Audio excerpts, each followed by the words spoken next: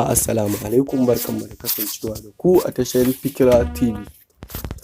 Idan wannan shi ne farkon shigowarka tashar tamu ta Fikira TV, ka danna mana subscribe kana ka danna ƙararrawar sanarwa domin sanar da kai da zarar mun ɗora sabon aiki. A yau ne hukumar 'yan sanda ta yi dam da wani ɗan damfarar mai magani.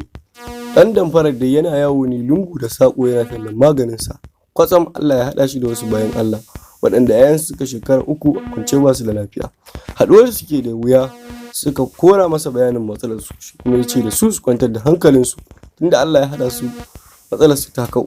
To daga nan ne dai waɗannan bayan Allah suka ɗauki wannan mai magani su kai shi gidansu, suka nuna masa masu lalurar. Bayan mai magani ya ɗan tattaɓa jikin marasa lafiyan, ya juyo kalli iyayen ya shaida musu za a yi wa 'ya'yansu magani, amma magana ta gaskiya aikin akwai tsada sosai. Domin cutar babba ce, sai an bayar da kuɗi ya sayi kayan da za a haɗa magungunan da za a amfani da su.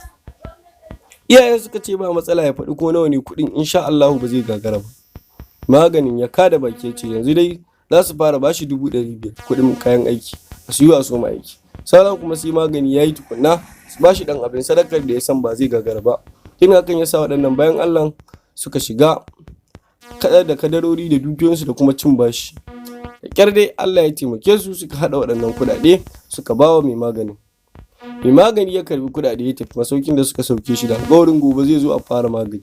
Amma sai ɗan talikin ya ranta a nakari da kuɗaɗen bayan Allah, wanda hakan shi ne ya sanya uban yaran haɗiyar zuciya ya mutu.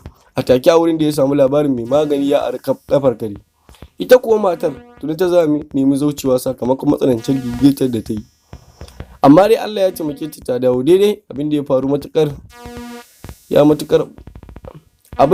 ya matukar ɓata ran mai garin wannan ƙauye, don haka ya jagoranci wannan baiwar Allah zuwa cikin birni ta shigar da report na abin da ya faru a ofishin 'yan sanda.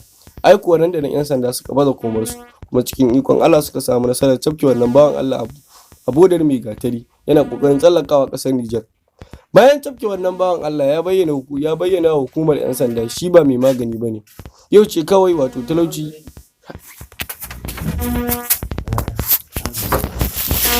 ya ishe shi, shine ya shiga jeji ya sararo sassaƙen tsiroyi yake yawo yana sayarwa a matsayin maganin gargajiya. Shine Allah ya haɗa shi da waɗannan bayan Allah yake ganin ta faɗi ga sassa.